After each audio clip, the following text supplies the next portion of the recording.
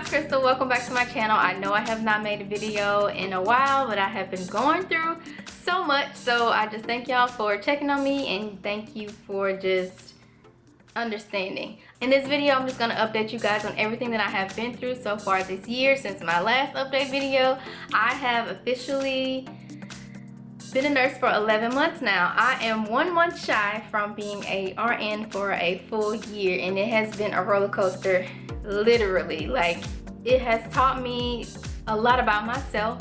I have become a lot more stronger. I've grown and matured as a woman. I have experienced so much emotionally, physically, mentally, like it's crazy. So I definitely want to update you guys on everything that I have been through with nursing and some, life, as nursing does pour over into your regular life as well. So first things first, as far as me being a year into nursing, I feel like I've learned a lot. I feel like I have grown so much. Things that used to intimidate me when I was 3 months in don't even intimidate me anymore now, and I feel like that's because, number one, I realize who I am and the power and authority that I have as a nurse and as a person. I honestly feel like I'm the type of person that is a people pleaser, and I feel like that's a flaw.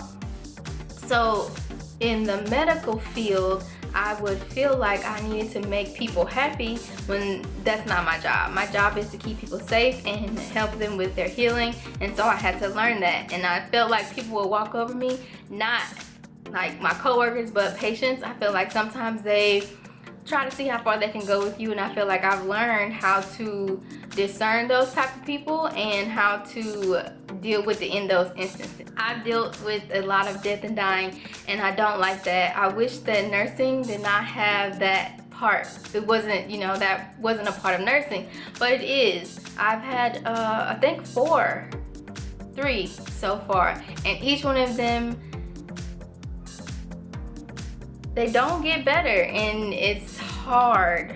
But I have learned how to cope and deal with those. I know the very first experience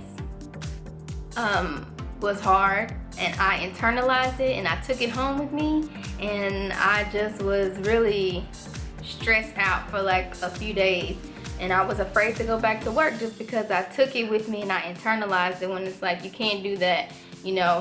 That's another thing that I've learned, that you cannot take work home with you. You are working for 12 long hours, and if you have a family like I do, you can't take that home with you. Like, you just can't. So that has helped me too. I've learned that from the beginning of my nursing journey to now, I ain't putting up with a lot of stuff. Like, I'm putting my foot down as a nurse, and I demand respect, even though my patients say I look like I'm 12 because I look young or whatever, but you're in control, and I had to learn that. And not only in nursing, but just it spills over into every aspect of your life. Like, you are in control of your feelings, of your emotions, of what happens to you. So I've learned that, and I'm appreciative of that. This year has been a really big year for me and my family. I started my career. I graduated college. I started my career. We had to relocate to become closer to my job. Lola started kindergarten, so she's no longer in daycare. She's actually in big girl school. So with the homework and the field trips and the assignments and the activities and the, I definitely want to be a mom to her, just be involved in everything. So everything with that, my husband and his job and, the things that he needs from me, it was a lot, okay? Like, we had to go through a lot. This year has been just very, very fast-paced, very busy, and a lot of changes. So in February of this year, we found out that we were expecting, and I was so excited, like, it's exciting. Lola is 5, so I was like, okay, she needs a sibling, right? So it was perfect. We were excited. I did have morning sickness a lot. At the 6-week mark, I started to have very, very bad morning sickness to where it affected my work, and I had to tell my manager, and she was just like, she's so excited for me. Of course, new life is always exciting, and I had her support, so she knew, you know, if any instances where I needed, you know, a minute at work, or if I just, you can't take this patient, like she knew, and I appreciated that so much. So the 6-week mark, we went to the doctor and we heard the heartbeat and had the ultrasound, and it was just like the best feeling ever. You know, it's just like, I remember when I was pregnant with Lola, all of those feelings were back again, but they were better this time, because when I had Lola, I wasn't in this position financially and just emotionally. Like my family, like we were struggling whenever we were pregnant with Lola. And now it's like, okay, we finally in a good position, so this is a good thing, you know, this is good. We're excited. So that month in April, I was picking up a lot of shifts, a lot of overtime. So instead of working 3 nights a week, I was working 4 nights, and the checks were so lovely. Overtime is amazing, but I started to just become very tired and just sick, like with the pregnancy and working overtime and night shifts. Like it was a lot to deal with, and so I started to become burnt out at work. The hardest thing to do is take care of people when you're sick. Like being sick, being tired, being burnt out, and having to take care of people while I'm sick. So that was really bad. And then I just felt I was over working night shift, pregnant, sick all the time. Like it was horrible. Like I just started to just not like my job. Like I just started to not want to get up and go to work. Just getting to work and just like, you know, just having that feeling of just like, I don't want to be here. I don't like this. I should have became a teacher. Like this isn't what I am enjoying. So the whole month of April, that was that for me. And I don't know if it's because I was overworking myself or because I was sick, but I just was feeling burnt out. Like I just really did not like my job. Like when you have to get up, like you dread getting up to go to work. That was where I was. I was at that point. And so I was pregnant, I hadn't been working out, I hadn't been taking care of myself like I was previously, just because I was sick. And you know, when you're pregnant, you can't do all the stuff that you normally do, because you just want to not throw up, right? You just want to, you know, feel better, you know, at least have enough energy to get up and, you know, go shower and go take care of Lola. Like just because you're pregnant don't mean you don't have no responsibilities. Still have to go to work, still have to pay the bills, still have to take care of Lola, still have to be there for my husband. So it was tough. Eventually it started to get better. Like a few weeks later, I wasn't as sick anymore, so I started to get my energy back, and I didn't think anything of it, because with Lola I was sick like the whole first trimester. I mean, throwing up every single day. Like I didn't even like the smell of my husband. Like it was just like, oh my gosh, I can't smell you, you need to get away. Like with Lola, it was like that. So with this pregnancy, I was sick like week 6 and 7. And then like after that, I was like, okay, I'm not feeling sick anymore, so this is good. So I started to just, you know, appreciate going back to work. I wasn't working as much overtime, just because I kind of slowed down with that a little bit.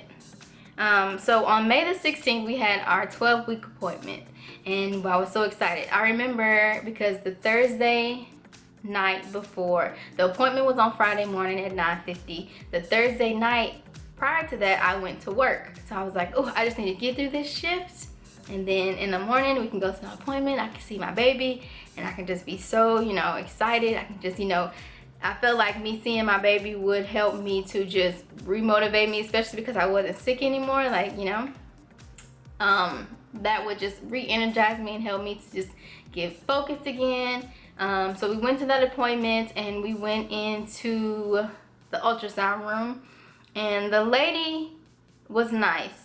And me being a nursing student, me being a nurse, like you know what you're supposed to see. And so she started feeling around, and she was measuring my cervix and measuring my ovaries, and I'm just like, girl, show me the baby. Like I don't care, you know. And so when she went when she showed the baby, I instantly knew that something was wrong, because number one, it didn't look the size that it would supposed to look at 12 weeks. Now, the last time we seen the baby was at 6 weeks, and then so 7, 8, 9, 10, 11, 12, 6 weeks. Every week I would look at ultrasound videos on YouTube just to look, and so I knew what the baby would look like at 12 weeks, and it didn't look like it had grown. And then she couldn't find the heartbeat, and I immediately remember just like laying in the chair and just becoming overwhelmed with emotions. Like, it was literally the hardest thing that I had to hear, and it was tough. It was tough. Like, I have never experienced that ever. And you know, as a person, as a woman, number one, you hear that it happens to us a lot. You know, it's kind of normalized, unfortunately, because it happens. And then being in the medical field, you hear that it happens a lot as well. So you know, and in the back of your mind, you kind of think about it, but you know, it probably won't happen to me. But I immediately became overwhelmed with emotions, and I remember just feeling the tears like just fall down the sides of my eyes into my ears.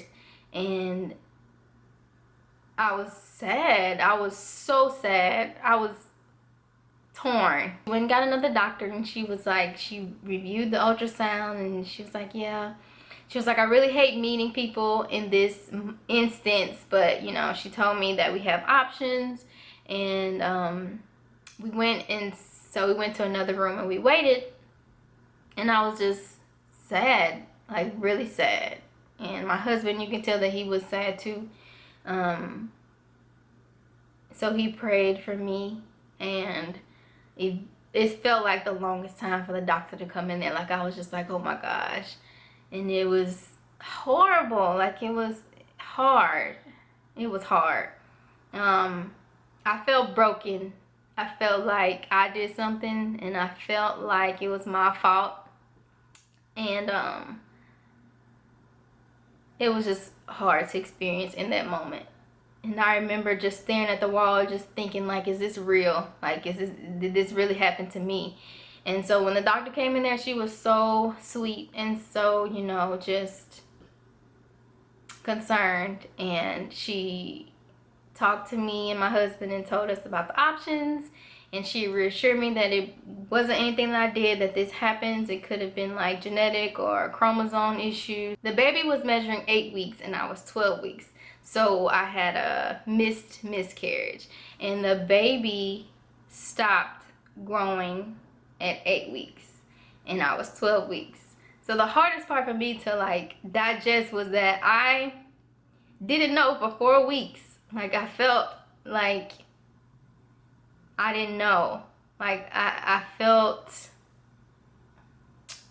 like, how could you not know? Like, I felt like, how could you not know? How could you carry on like with whatever you were doing and just not know? So that was hard. I took it very hard, just because I never experienced that before, and I wanted this so bad. Like, I felt like I wanted it, and you know, it was taken away from me. So we went home, had to deal with it. She gave us some options. We could do the D&Z, and I knew all of these options because, you know, I'm a nurse, and you learn about all of this in nursing school.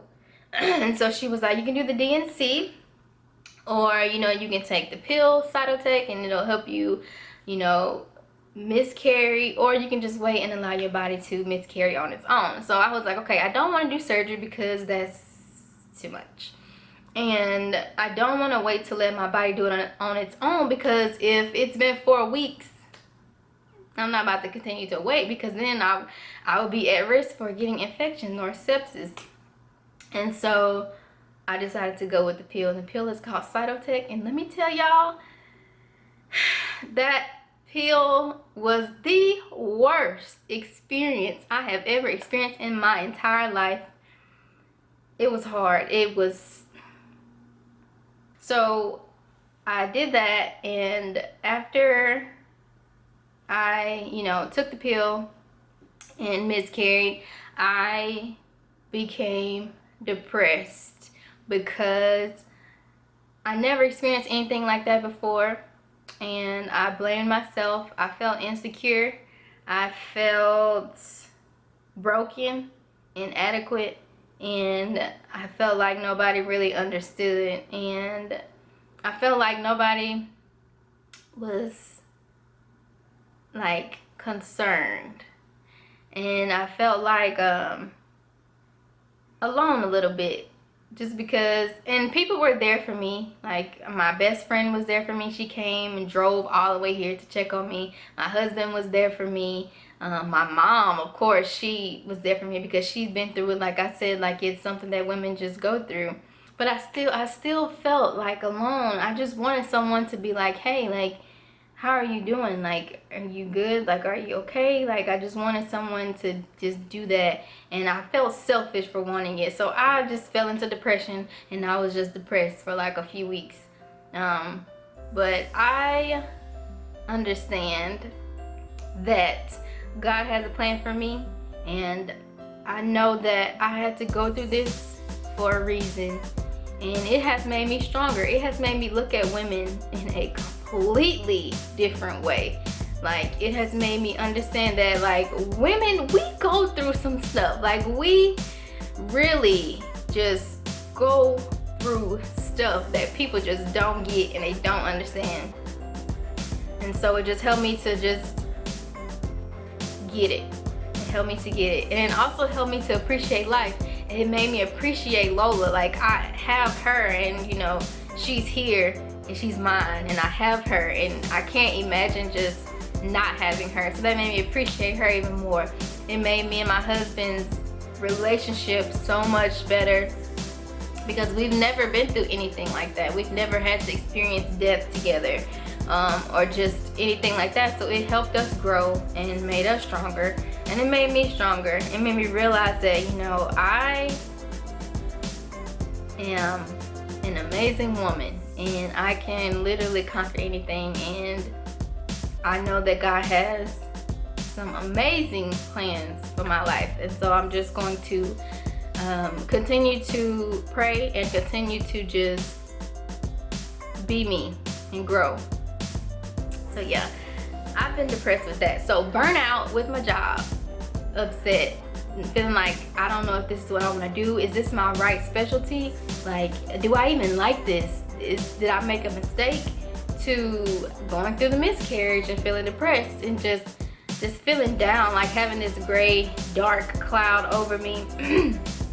But after prayer and just realizing who I am and realizing whose I am, I feel a lot better. I enjoy going to work. I've been picking up shifts because I feel like each shift that I work, I become so much better as a nurse, and I'm appreciative of that. Like, I feel like I have that spark back, like when I first started nursing, because I know how to answer questions when they ask me, oh, I have a temperature, what does that mean? Like, am I, you know, whatever. I don't panic. I just give them the information that I know, and I stay calm, and I be the nurse that I know I can be.